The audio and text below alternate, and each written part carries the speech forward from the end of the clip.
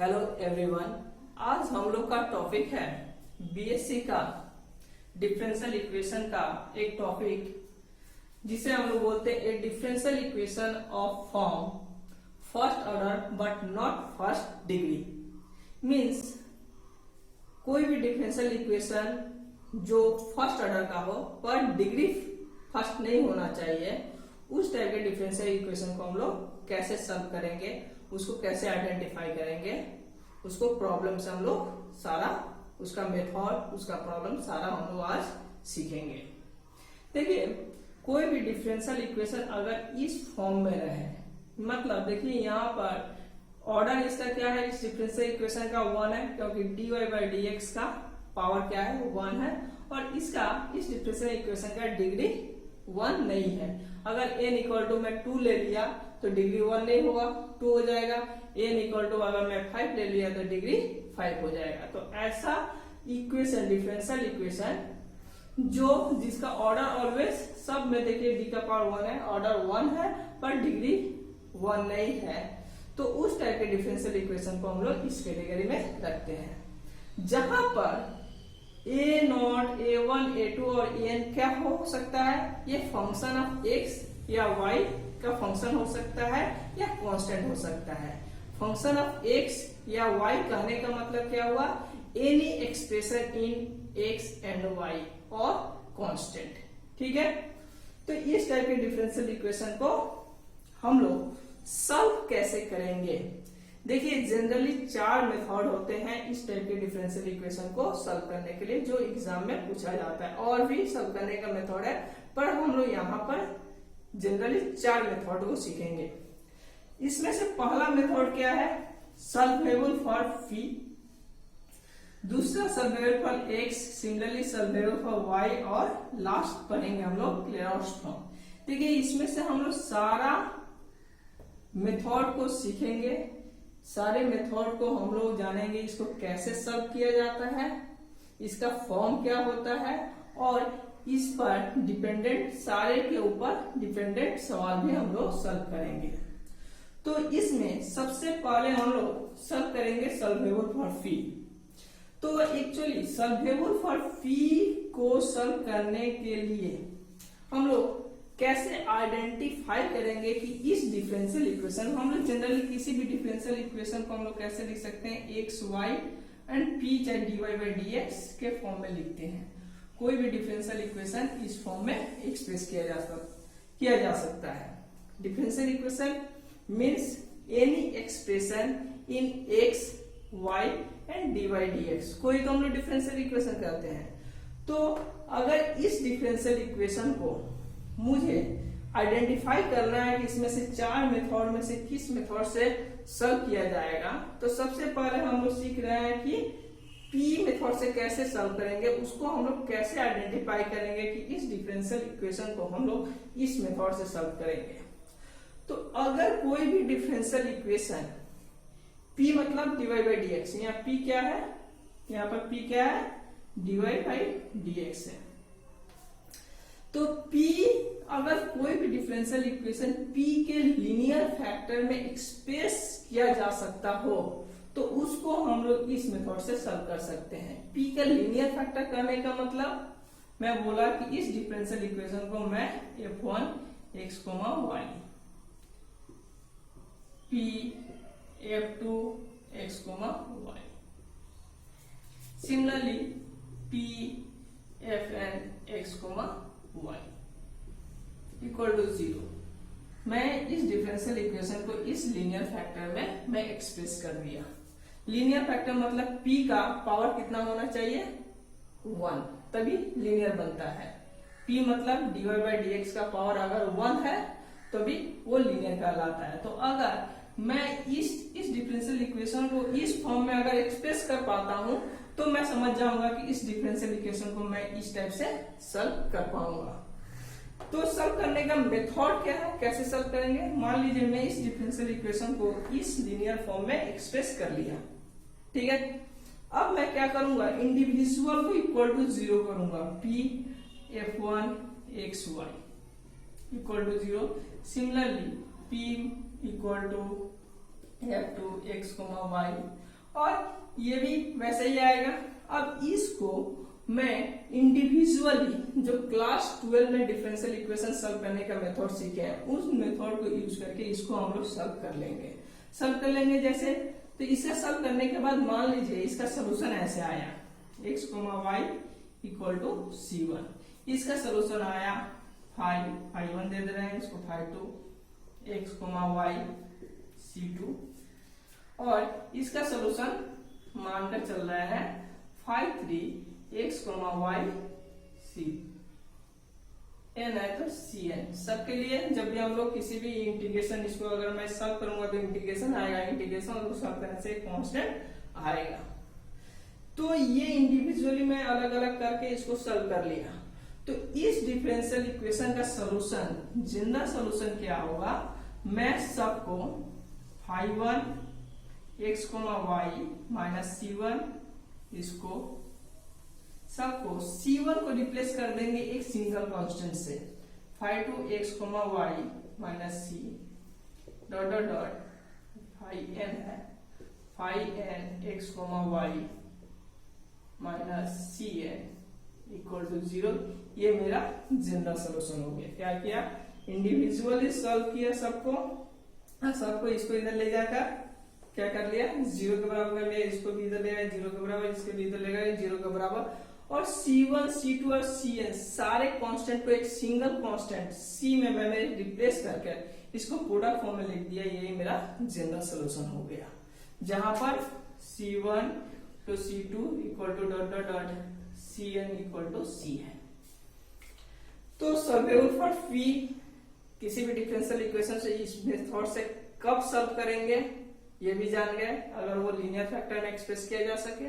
दूसरा, कैसे सॉल्व करेंगे, इंडिविजुअल को इक्वल टू 0 करके उसको अपने प्रीवियस मेथड क्लास 12 में जो मेथड सीखे हैं उसको सॉल्व करने के बाद जो सोल्यूशन आएगा उसको हम लोग इस तरह सॉल्व कर लेंगे। लेकिन यहाँ पर सोल्यूशन मैं इसको एक एग्जांपल से बता दे रहा हूँ। मान लीजिए मुझे डिफरेंशियल इक्वेशन क्या दिया है, यहाँ पे ये डिफरेंशियल इक्वेशन दे दिया, मान लीजिए p square minus p square equal to 4 equal to 0, ऐसा डिफरेंशियल इक्वेशन है। ये differential equation first order not first degree में पढ़ रहा है। हाँ ऑब्वियसली देखिए इसका मतलब है dy बाई dx का whole square minus 4 equal to 0, यही है ना, यानी इसका ऑर्डर कितना है 1, पर डिग्री 1 नहीं है, डिग्री कितना है 2 है। तो इस डिफरेंशियल इक्वेशन को लीनियर फैक्टर करने का मतलब इसको मैं p minus 2 p plus 2 equal to 0, देखिए p का पावर कितना हो गया 1, ये लीनियर फैक्टर में हो गया। अब यहाँ पर p इक्वल टू 2 करके इसको सॉल्व कर लूंगा, p इक्वल टू माइनस 2 करके इसको सॉल्व कर लेंगे। मान लो इसको हम लोग सॉल्व करेंगे तो मतलब dy by dx equal to क्या आएगा 2, यानी dy by dx equal to 2, मतलब इसको सेपरेशन ऑफ वेरिएबल जो क्लास 12 में पढ़े separation of variable dy equal to 2 dx, इसको इंटीग्रेट कर दीजिए, y equal to 2x plus c, 1 एक कांस्टेंट लगा देंगे। इसी तरह इसको करेंगे माइनस 2x प्लस c2, जब आंसर लिखेंगे सबको इधर ले जाकर इक्वल टू 0 करके प्रोडक्ट में लिख देंगे। कॉन्सेप्ट क्लियर हो गया। अब मैं इस सॉल्वेबल फॉर p पर सवाल भी करवा रहा हूँ। सॉल्वेबल फॉर p का कॉन्सेप्ट सीख लिए, सॉल्व करने का मेथड सीख लिए, और अब हम लोग इस पर सवाल करेंगे। पहला प्रॉब्लम क्या बोला है, इस डिफरेंशियल इक्वेशन को सॉल्व करना है। ये डिफरेंशियल इक्वेशन मींस p यहाँ पर क्या है dy बाई dx। तो इसको सॉल्व करने के लिए जैसे हम लोग मेथड सीख चुके हैं, इसको मुझे सबसे पहले लीनियर फैक्टर में एक्सप्रेस करना पड़ेगा। तो लीनियर फैक्टर यहाँ पे मिडिल फैक्टर क्या हो जाएगा, p square plus 3p minus 2p minus 6 equal to 0। अब यहाँ से p अगर कॉमन ले लूं तो p plus 3p, p plus 3, और यहाँ पर माइनस 2 कॉमन ले रहा हूं तो p प्लस 3 इक्वल टू 0, यानी यहाँ पर आया p minus 2 p plus 3।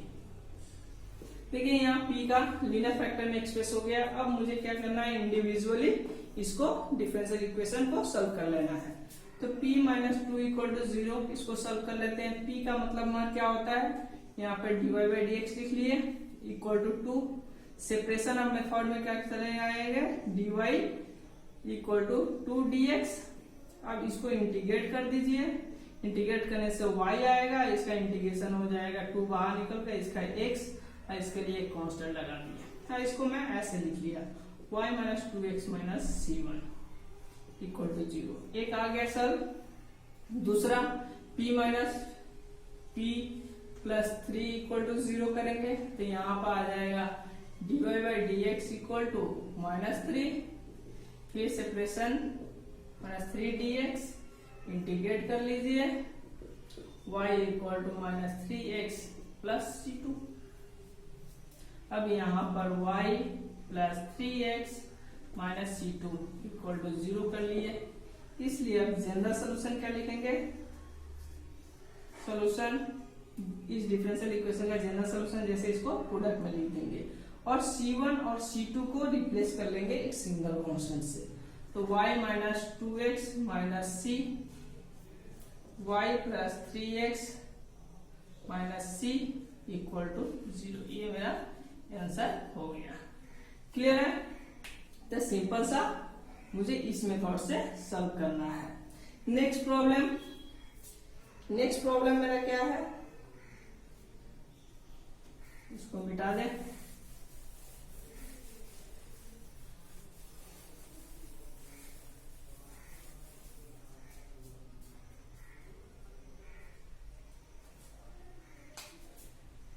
P square minus p to the power x plus e to the power minus x plus 1। अब नेक्स्ट प्रॉब्लम सॉल्व करते हैं। नेक्स्ट प्रॉब्लम क्या है, मुझे p का लीनियर फैक्टर बनाना है। पहले पी स्क्वायर माइनस, इसको मैं तोड़ ले रहा हूं, p e to the power x minus p by e to the power x plus 1 equal to 0। E to the power minus x को मैं नीचे ला लिया, p से मल्टीप्लाई कर लिया। यहाँ से मैं p कॉमन ले रहा हूँ, p कॉमन ले लूंगा तो क्या आ जाएगा, p minus e to the power x minus यहाँ पर लेकर इसका एलसीएम ले रहे हैं तो क्या आएगा, p minus e to the power x by e to the power x equal to 0। देखिए इन दोनों में p minus e to the power x common है, p minus e to the power x common ले लिया तो यहाँ पर क्या होगा, p माइनस ये वाला नीचे वाला टर्म ये तो कॉमन होकर बाहर निकल गया, p by e to the power x equal to 0। फिर इंडिविजुअल को now p equal to e to the power x, इसको लिया हूँ, इसको इधर लेकर आ गया, यानी dy by dx equal to e to the power x implies करेगा dy equal to e to the power x dx। इसको इंटीग्रेट कर लीजिए, y equal to e to the power x का integration e to the power x plus c1। चलिए इधर लेकर आ जाते हैं, e to the power x minus c1 equal to 0। Similarly इसको करते हैं dy बाई, चलिए लिख दे रहे हैं p minus 1 by e to the power x equal to 0। ये हो जाएगा dy by dx equal to 1 by e to the power x. अच्छा इसको 1 by e to the power x, चलिए 1 by e to the power x, यानी इसको dy by, इसको मैंने क्या लिख दिया, e to the power minus x, e to the minus x मतलब 1 by e to the power x dx की इंटीग्रेशन करने में आसानी हो, ये y हो जाएगा ये minus e to the power minus x plus c2। ये आ गया मेरा क्या, y plus minus x minus c2 equal to 0। इसलिए जनरल सोल्यूशन क्या हो जाएगा इसका, y minus e to the power x minus c और y plus e to the power minus x minus c equal to 0। अच्छा यहाँ पर लिख दीजिएगा where c1 equal to c2 equal to c is an arbitrary constant। ये लिखना बहुत जरूरी है, मैं पहले सवाल में नहीं लिखा पर ये लिखना बहुत जरूरी है क्योंकि इस पे एक मार्क्स डिपेंड करता है। तो ये सवाल भी हो गया। नेक्स्ट सवाल में बढ़ते हैं। अच्छा अब इस डिफरेंशियल इक्वेशन को मुझे लीनियर फैक्टर में एक्सप्रेस करना है। तो इस डिफरेंशियल इक्वेशन को अगर मैं ध्यान से देखूं तो मैं देख सकता हूं कि ये डिफरेंशियल इक्वेशन p के क्वाड्रेटिक इक्वेशन में है। तो किसी भी डिफरेंशियल इक्वेशन चाहे कोई भी इक्वेशन अगर क्वाड्रेटिक इक्वेशन में है तो उसको हम लोग लीनियर फैक्टर कैसे बनाते हैं, बाय सीधाचार्य अप्लाई करके। जैसे हम लोग जानते हैं a x square plus b x plus c equal to 0, ये किसमें क्वाड्रेटिक इक्वेशन है, एक्स का क्वाड्रेटिक इक्वेशन है, क्योंकि एक्स स्क्वायर एक्स उसका कांस्टेंट आया है, यहाँ भी पी स्क्वायर पी उसका कांस्टेंट आया है। तो इसको हम लोग लीनियर फैक्टर कैसे बनाते हैं, x equal to linear factor मतलब solve minus b plus minus under root b square minus 4ac by 2a। एक बार प्लस लेकर आएंगे एक्स के साथ, ये प्लस को इधर ले जाएंगे तो माइनस एक इतना लीनियर फैक्टर हो जाएगा। अब माइनस वाला इधर लेकर जाएंगे एक्स के साथ तो दूसरा लीनियर फैक्टर हो जाएगा। इसी तरह यहाँ भी p को लीनियर फैक्टर में बनाते हैं, p equal to minus b मतलब यहाँ पर p को छोड़कर सारा term minus 2y cot x plus minus under root b square मतलब इसका स्क्वायर तो 4y square cot square x minus 4a यहाँ पर क्या है 1 है और c यहाँ पर क्या है माइनस y स्क्वायर है बाई 2a यहाँ पर 1 है। क्लियर। तो p इक्वल टू इसको तोड़ेंगे तो यहाँ पर माइनस 2y कॉट x, यहाँ पर देखिए 4y square minus minus plus हो जाएगा, यहाँ भी 4y स्क्वायर, ये 4y स्क्वायर को बाहर निकालेंगे तो क्या आ जाएगा 2y और ये बच जाएगा cot square x plus 1 by 2। अब यहाँ पर देखिए p इक्वल टू 2 से 2 कट गया तो माइनस y, 2 काट देंगे तो minus y cot x plus minus इसका हो जाएगा y 1 plus cot square x मतलब कोसेक स्क्वायर x, और कोसेक स्क्वायर x का रूट करेंगे तो हो जाएगा कोसेक x। अब यहाँ पर मैं नाउ दो को लीनियर फैक्टर हो गया, एक प्लस का लेंगे p के साथ एक माइनस का लेंगे तो पहला वाला प्लस का ले रहे हैं p equal to minus y cot x plus y cosec x, एक लीनियर फैक्टर लिए। अब इसको सॉल्व कर लेते हैं तो p बाई y को इधर लेकर चले आए कॉमन लेकर तो यहाँ पर आ गया minus cot x plus cosec x।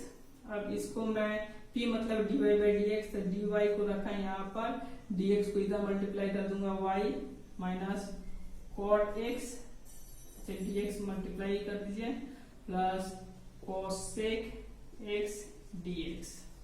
Clear है, इंटीग्रेटेड हम भी कर देते हैं बोथ साइड।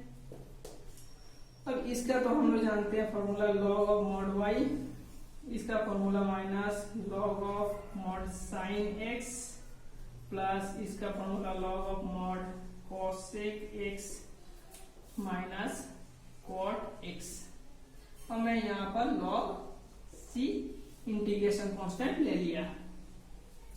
क्लियर है। अब मैं क्या करता हूं, देखिए मैं इस log c को छोड़कर सारा टर्म को इधर लेकर आ जा रहा हूं, log of mod y plus log of mod sine x minus log of mod cosec x minus cot x equal to log c। अब देखिए log का प्रॉपर्टी मैं यूज करने जा रहा हूं, यहाँ पर log का प्रॉपर्टी यूज करेंगे तो log ऑफ जो प्लस वाला टर्म है वो मल्टीप्लाई होता है और माइनस वाला डिवाइड में जाता है तो y into sine x, y sine x by ये माइनस है तो डिवाइड में जाएगा cosec x minus cot x equal to log c। log log cancel out तो ये बच जाएगा y साइन x, और इसको मैं कोसेक को 1 बाई साइन एक्स लिख सकता हूँ, इसको मैं cos x by sine x लिख सकता हूँ equal to log of c। अब देखिए y साइन ऊपर जाएगा तो sine square x by 1 minus cos x equal to c। अच्छा y साइन स्क्वायर x को मैं यहाँ भी आंसर लिख सकता था पर थोड़ा सा सिंप्लीफाई कर लेना बहुत इजी होता है, अच्छा लगता है, तो इसको मैं लिख सकता हूँ 1 minus cos square x by 1 minus cos x equal to c। यहाँ पर y 1 plus cos x 1 minus cos x, a plus b a minus b का फॉर्मूला तोड़ दिया, 1 minus cos x equal to c. अच्छा यहाँ पर C1 रखिएगा क्योंकि दूसरे वाला यहाँ तो मैं प्लस लिया था फिर माइनस लेकर तोड़ना पड़ेगा, तो इसके साथ ये cancel out, y 1 plus cos x equal to C1। एक मैं जब प्लस लिया माइनस प्लस लिया तो ये आया। सिमिलरली जब मैं p इक्वल टू यहाँ पर माइनस लेकर सब करूंगा तो सिमिलरली यहाँ पर माइनस आ जाएगा। इसको आप लोग सॉल्व करके देखिएगा, यहाँ पे एक सोल्यूशन आ जाएगा y equal to 1 minus cos x equal to C2। ये दो जब प्लस लिया तो ये वाला आया, जब यहाँ पर माइनस लिया तो ये वाला आएगा। तो मेरा जनरल सोल्यूशन क्या हो जाएगा, general solution y 1 plus cos x into y 1 minus cos x y into, अच्छा इसको मैं यहाँ पर लिख दूंगा minus C y 1 minus cos x minus C equal to 0। ये मेरा जनरल सोल्यूशन हो गया। प्लस वाला तो मैं तोड़ के दिखा दिया, माइनस वाला आप लोग अपने से ट्राई कीजिएगा, अगर नहीं हो रहा है तो आप लोग कमेंट सेक्शन में पूछ सकते हैं। क्लियर है? आशा करता हूं कि आज सॉल्यूबल फॉर पी का कॉन्सेप्ट कैसे बनाते हैं, कैसे आइडेंटिफाई करेंगे और इस पर सवाल आप लोग को क्लियर हुआ होगा।